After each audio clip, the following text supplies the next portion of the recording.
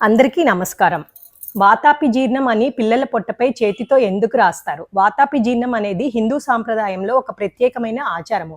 ఇది ముఖ్యంగా చిన్నపిల్లలకు భోజనం తినిపించే సమయంలో తల్లిదండ్రులు లేదా పెద్దవారు పొట్టపై చేత్తో రాయడం అలవాటు.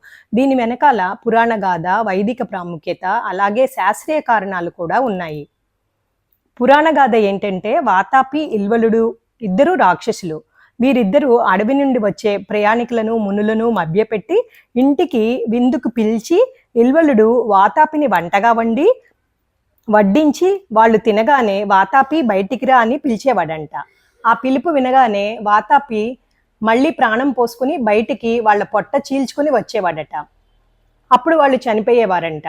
వాళ్ళని వీళ్ళిద్దరూ ఆహారంగా భుజించేవారట.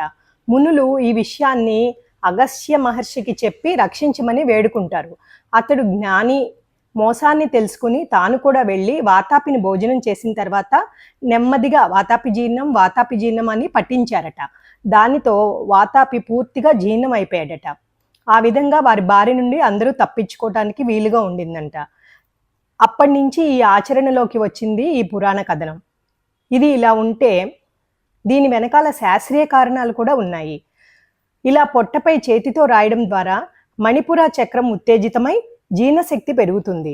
చేతితో పొట్టపై రాయడం వల్ల గ్యాస్ సమస్యలు కూడా రావు. ఇలా వాతాపి జీర్ణం అని పిల్లలకు కాస్త పొట్టపై రాయడం వల్ల ఆహారం జీర్ణం అవుతుందని వారి నమ్మకం. దీన్ని మనం ప్లెసిబో ఎఫెక్ట్ లాంటిది అని చెప్పవచ్చు.